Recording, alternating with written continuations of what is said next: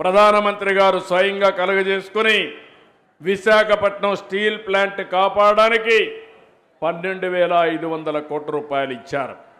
ఇది కాకుండా విశాఖపట్నంలో రైల్వే జోన్ శాంక్షన్ చేశారు. నిన్నే ఆంధ్రప్రదేశ్కి సెమీ కండక్టర్ ఇండస్ట్రీ ఇచ్చారు. కేంద్రం అన్ని విధాలా సహకరిస్తూ ఉంది.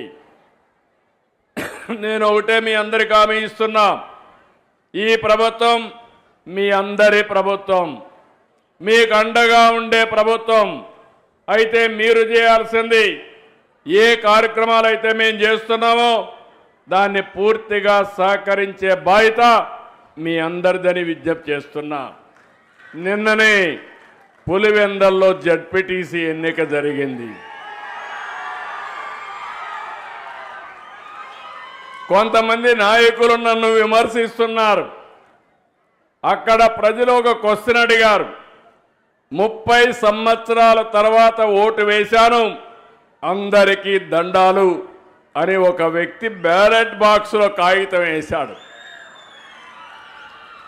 అంటే 30 సంవత్సరాలు అక్కడ ఓటు వేయలా, మొట్టమొదటిసారిగా ఓటు వేశారు. అంటే వాళ్ళకు ఓటు హక్కు రాలేదు. ఈ యొక్క 79వ స్వాతంత్ర దినోత్సవ సందర్భంగా వాళ్లకు స్వాతంత్రం వచ్చిందని మీ అందరికీ విజ్ఞప్తి చేస్తున్నా.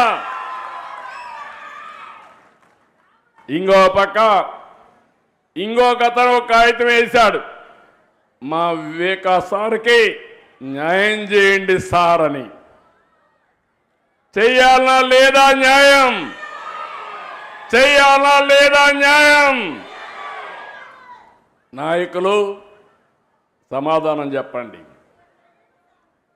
నేను ఒకటే చెప్తున్నా మీ అందరికీ, కొంతమంది నేరస్తులు, కరుడుగట్టిన నేరస్తులు రాజకీయ ముసుగులో వచ్చి సమాజాన్ని అతలాకుతలం చేయాలనుకుంటున్నారు. అందుకే చెప్పా, సిబిఎన్ 14 సిబిఎన్ కాదు, 95 సిబిఎన్. అందులో నేను కానీ, పవన్ కళ్యాణ్ గారు కానీ, బీజేపీ కానీ ఎక్కడా అన్యాయం చేయం, ఎవరి జోలుకు రావు.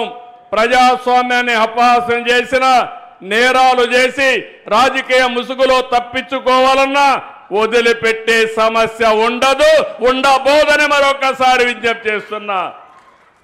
నేను ఇప్పుడు మిమ్మల్ని అడుగుతున్నా, ఈ 2 క్వశ్చన్స్కి సమాధానం చెప్పాలనా లేదా? మనం మీ అందరి బాధ్యత అవునా కాదా? మీ అందరి బాధ్యతే మా బాధ్యత. ఆ విషయం కూడా చెప్తున్నా. రాబోయే రోజుల్లో ఎక్కడా రిగ్గింగులు ఉండవు, ఇష్టానుసారంగా చేయడానికి వీలు లేదు. ప్రజాస్వామ్యయుతంగా ఈ పార్టీ ఉంటుంది, ఎన్డీఏ ఉంటుంది.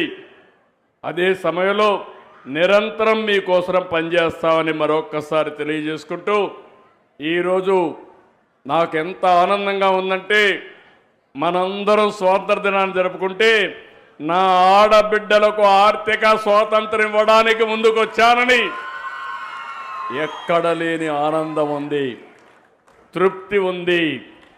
ఇదే కాదు, మేము 3 పార్టీలు కూడా కష్టపడేది, సంపద సృష్టించేది మీరు మీ కుటుంబాలు బాగుండాలని, మీ కష్టాలు తీరాలని నిరంతరం పనిచేస్తున్నాం.